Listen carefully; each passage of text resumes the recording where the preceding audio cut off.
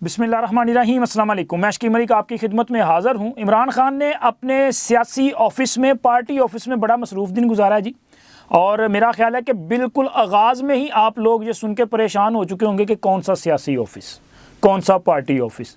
تو سر وہی اڈیالہ جیل۔ عمران خان کے لیے اڈیالہ جیل جو ہے وہ تحریک انصاف کا ایک انتخابی دفتر تھا، اب تو وہ پارٹی کا باضابطہ دفتر بن چکا ہے، کیونکہ عمران خان کو جتنی سہولیات دستیاب ہیں باقی کسی کے لیے نہیں تھی۔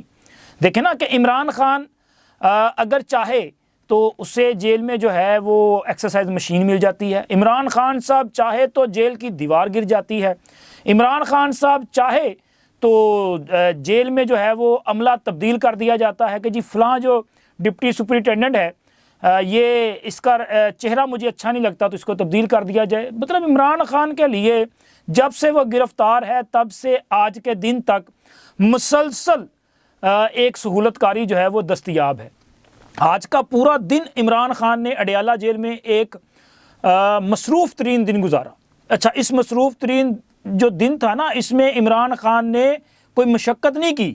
عمران خان قید با مشقت کی سزا بھگت رہے ہیں نا، انہوں نے کوئی مشقت نہیں کی، انہوں نے کوئی مقدمہ نہیں تھا، مطلب جیسے جیل ٹرائل ہوتا ہے نا، ویسے کوئی جیل ٹرائل میں کوئی کسی مقدمے کی سماعت نہیں تھی کہ وہاں پہ بیٹھے رہے ہوں، انہوں نے کیس کا جو ہے وہ سامنا کیا ہو، ایسا بھی نہیں ہے۔ عمران خان نے پورا دن سیاسی ملاقاتیں کی ہیں، اور ایک لمبی لائن ہے جنہوں نے آج عمران خان سے ملاقاتیں کی، اور سارے کے سارے سیاسی رہنما ہیں، جن میں وزیر اعلیٰ خیبر پختونخوا علی امین گنڈاپور نے ملاقات کی، اسی طرح سنی اتحاد کونسل کے جو اراکین اسمبلی ہیں عاطف خان، شیر افضل مروت، اور ان کے علاوہ جو ہے وہ شہریار افریدی، شاندانہ گلزار، اور لمبی ایک لائن ہے، ان سب لوگوں نے ان سے ملاقاتیں کی۔ اس کے علاوہ عمران خان کی بہنیں جو ہیں علیمہ خان اور دیگر جو ہیں، انہوں نے ملاقاتیں کی۔ عمران خان کے وکلاء کی ایک ٹیم ہے، انہوں نے ملاقاتیں کی۔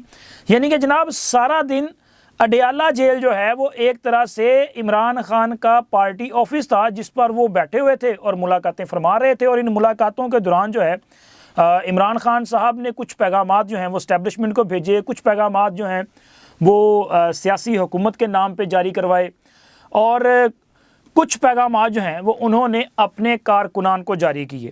لیکن مجموعی طور پہ جو خبر سامنے آئی ہے اس میں عمران خان صاحب جو ہیں وہ اپنے مزاج کے مطابق موجودہ منتخب حکومت کے خلاف ایجیٹیشن جو ہے اس کو جاری رکھنے پہ بضد ہیں، اور اسی طرح مفاہمت کے نام پر جو ایک پیغام پہلے جاری کیا گیا تھا اس پر بھی انہوں نے ایک نیا پیغام جو ہے وہ دے دیا ہے کہ جی اب اس پہ ہم چلیں گے۔ اور ایک ان سائڈ سٹوری ہے، ان سائڈ سٹوری یہ ہے کہ ان ملاقاتوں کے دوران عمران خان نے ملاقاتیوں کو بتلایا کہ یہ بندہ دھوکے باز ہے، اس کی وجہ سے حالات جو ہیں وہ خراب ہوئے ہیں۔ اور اس کے علاوہ عمران خان نے اپنے اراکین اسمبلی پر ایک بڑی پابندی بھی عائد کر دی ہے، جو کہ ہم آج کے ویلاگ میں آپ کے ساتھ شیئر کریں گے۔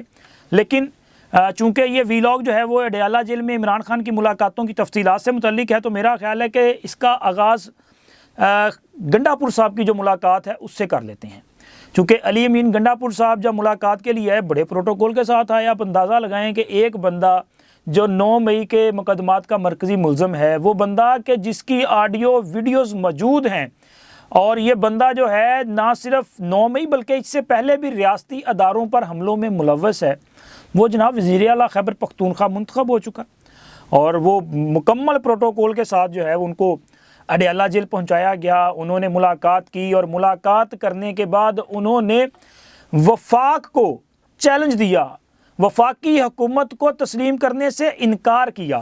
انہوں نے ایک صوبائی چیف ایگزیکٹو کے طور پہ وفاقی حکومت سے لڑنے کا اعلان کیا ہے۔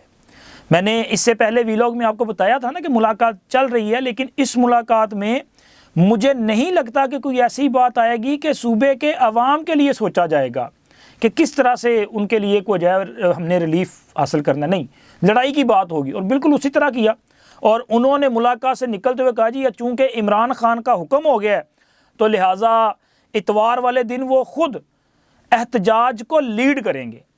عمران خان نے جو کال دی، اب اندازہ کریں کہ ایک صوبے کا وزیر اعلیٰ جو ہے وہ اپنے ہی صوبے میں احتجاج کرے گا، حالانکہ حکومتیں احتجاج نہیں کرتی، حکومتیں ڈیلیور کرتی ہیں، حکومتیں جو ہیں وہ سرو کرتی ہیں لوگوں کو، وہ احتجاج نہیں کرتی۔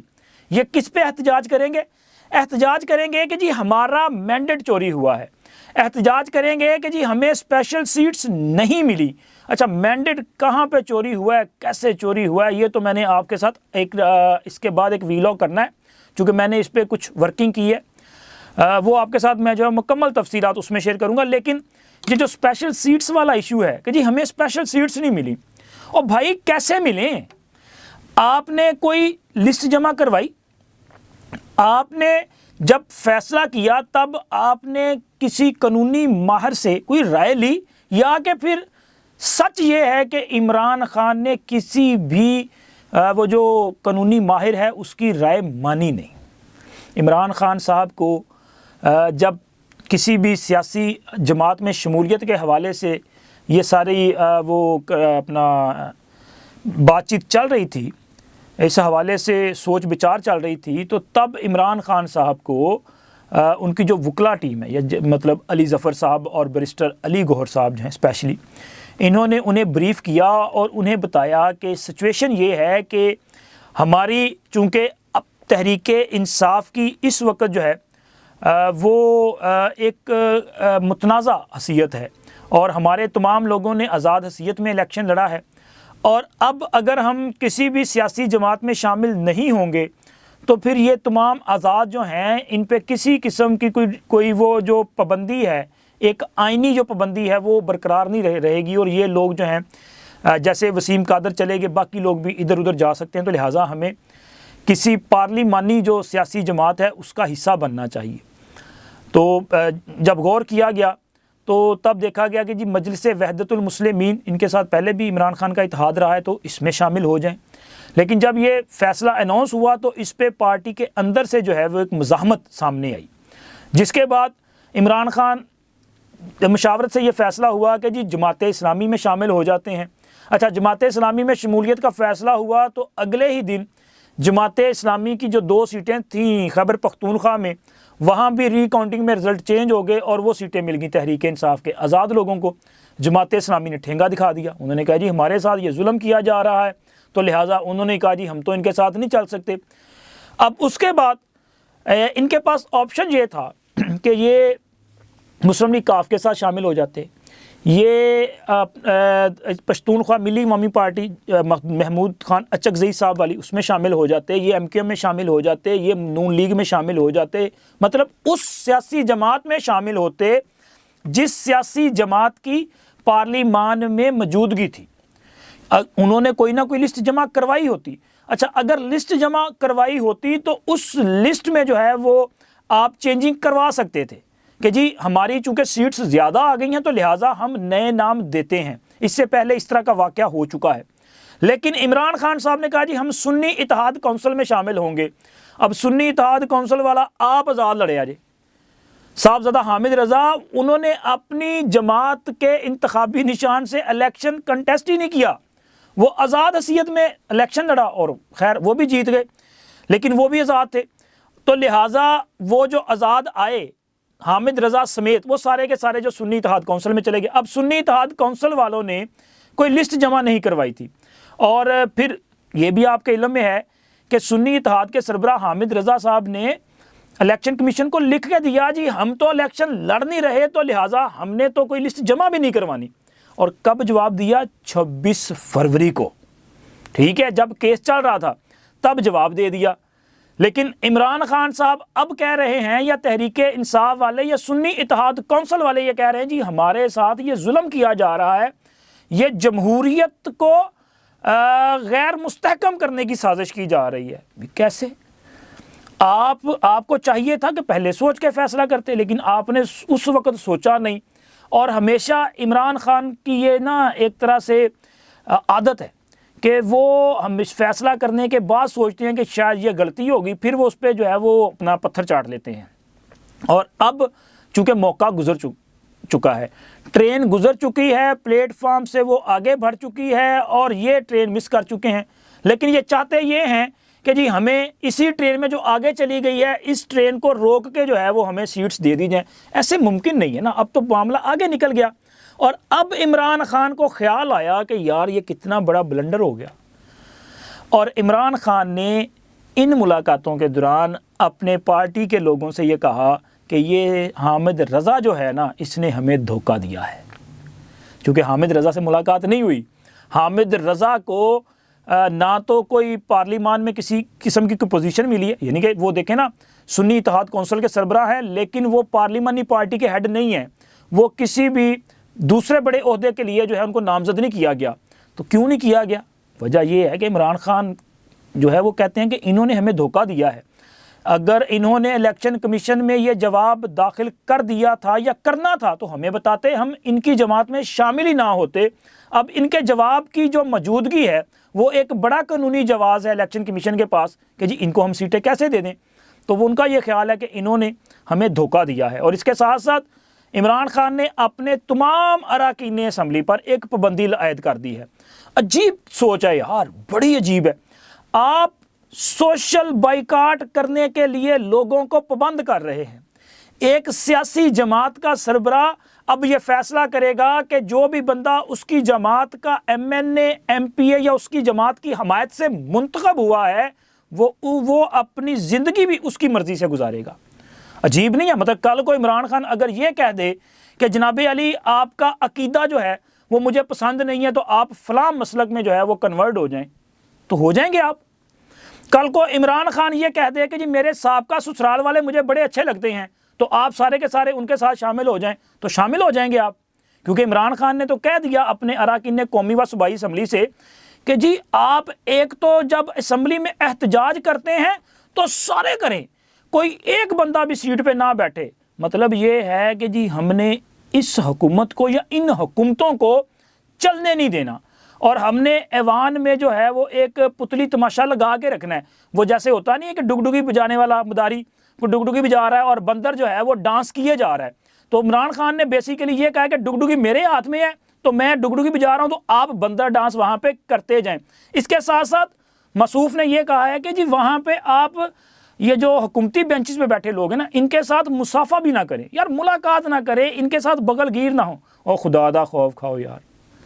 پاکستان نے بڑی مشکل سے یہ جو اس قسم کی سوچ ہے نا اس سے نجات حاصل کی ہے. میں یہ نہیں کہتا کہ جی عمران خان نے پہلی بار یہ کیا ہے، اس سے پہلے یہ پاکستان میں ہوتا رہا ہے.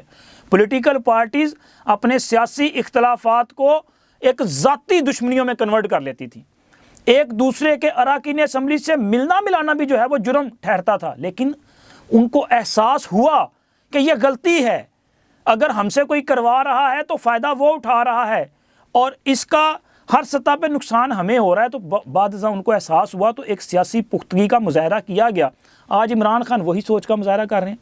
وہ کہتے ہیں جی آپ ان کے ساتھ میل ملاپ نہ رکھیں، ان کے ساتھ آپ ملنے کی بجائے ان کے خلاف جو ہے وہاں پہ نعرے لگائیں. یعنی کہ یار پھر معاملہ تو بڑھ گیا نا ذاتی دشمنیوں پہ.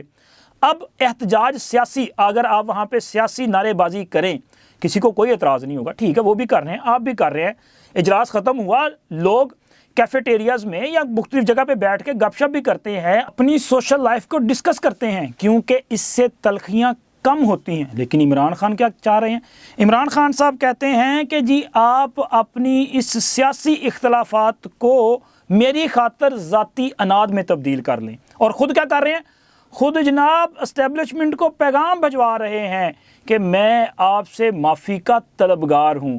کبھی یہ سچائی اینڈ مفاہمتی کمیشن کے نام پہ پیغام بھیجتے ہیں، اور کبھی وہ جو باہر بیٹھے ہوئے ہیں غدار، وہ جو عمران خان کے ایما پر پاکستان کی فوج کو اور پاکستان کے عوام کو لڑانے کی سازش کرتے ہیں، عادل راجہ اور وہ مہدی کیا نام ہے اس کا، حیدر مہدی، ان سے اعلان لا تعلقی کرتے ہیں. اور اعلان لا تعلقی جو ہے وہ اگر شیر افضل مروت نے کیا تو علیمہ خان نے بھی اس پر جو ہے وہ اس کی تائید کر دی. انہوں نے کہا بالکل ہمارا ان سے کوئی تعلق نہیں ہے.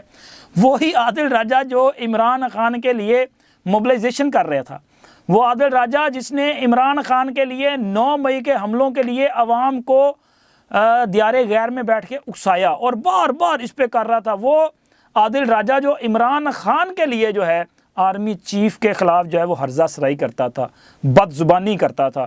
اب اس سے اعلان لا تعلقی کیا جا رہا ہے اور پیغام پھر کس کو دیا جا رہا ہے نا، انہی کو پیغام دیا جائے گا نا کہ جن کے خلاف وہ بندہ باہر بیٹھ کے جو ہے وہ اپنا گندی زبان استعمال کرتا ہے، انہی کو پیغام دیا گیا۔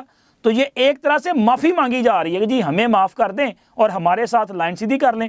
اور دوسرا، اس کی تصدیق علی امین گنڈا پور کی آپ اس میڈیا ٹاک سے لگا لیں جس میں ان سے جب یہ پوچھا گیا کہ جی آپ وفاقی حکومت کے ساتھ آپ کا جو ایک تعلق ہے وہ بہتر نظر نہیں آ رہا ہے، ایسے لگ رہا ہے کہ جیسے آپ وفاق پہ چڑھائی کرنے آ رہے ہیں۔ تو انہوں نے کہا جی میں ان کو مینڈیٹ چور سمجھتا ہوں، وہی بات جو پہلے انہوں نے کی، تو لہٰذا اس لیے میں نے نہ تو ان کی حلف برداری میں آیا ہوں، اور انہوں نے کہا کہ جی ہمیں جو مینڈیٹ ملا ہے ہم اس کے مطابق ہر حد تک جائیں گے، اور اپنے صوبے کے لیے ان کے ساتھ بات تو کریں گے لیکن ہم ان کو تسلیم نہیں کرتے۔ سیاسی حکومت کے لیے تو انہوں نے یہ بیان دیا اور پیغام دیا کہ ہم لڑائی کریں گے، حالات کو نارمل نہیں ہونے دیں گے، سیاسی استحکام نہیں آنے دیں گے۔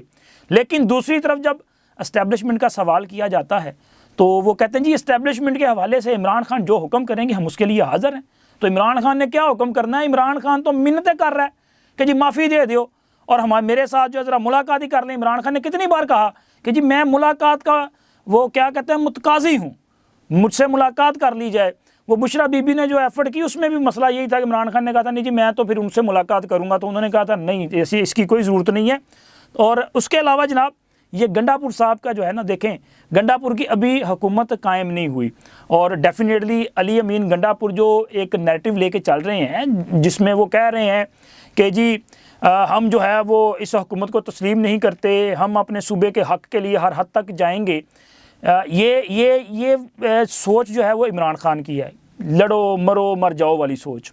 اور علی امین گنڈا پور صاحب اب وزیر اعلیٰ منتخب ہو چکے ہیں، اور ان کی خواہش ہوگی کہ ان کی حکومت چلتی رہے اور وہ جو ہے وہ 5 سال تک بطور وزیر اعلیٰ سرو کریں۔ کبھی بھی نہیں یہ چاہیں گے کہ ان کی حکومت ختم ہو جائے، لیکن جو اناؤنسمنٹ وہ کر رہے ہیں کیا اس کے بعد یہ حکومت چل سکے گی؟ نہیں سر، ایسے حکومت نہیں چلے گی۔ اور اس کے ساتھ ساتھ 9 مئی والوں کے لیے کسی قسم کی کوئی چھوٹ نہیں ہے، اور اگر 9 مئی والوں کے لیے کوئی چھوٹ نہیں ہے تو علی امین گنڈا پور صاحب 9 مئی کے ذمہ داران میں مرکزی کردار ہیں، تو ان کے لیے کیسے چھوٹ ہوگی؟ تو جب علی امین گنڈا پور صاحب اس قسم کے مقدمات میں انوالو ہوں گے اور یہ بطور وزیر اعلیٰ بھی کہیں کہ جی میں جناب اس کرسی پہ براجمان رہوں گا، تو میرا خیال ہے ذرا مشکل ہو جائے گی۔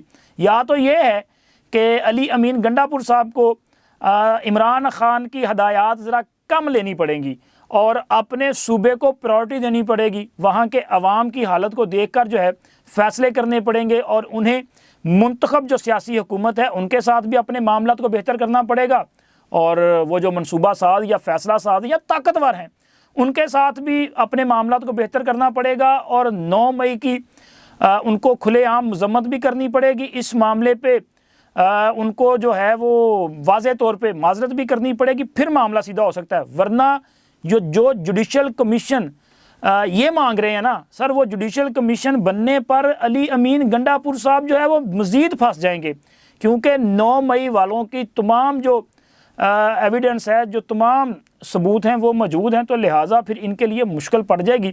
فیصلہ انہوں نے کرنا ہے کہ کیا انہوں نے بطور وزیر اعلیٰ کام کرنا ہے یا کہ عمران خان کے ٹائیگر کا کردار ادا کرتے ہوئے 9 مئی میں سزا پانی ہے۔ اب ان پر ہے، دیکھیں کس طرف جاتے ہیں۔ اب تک اتنا ہی، اللہ حافظ۔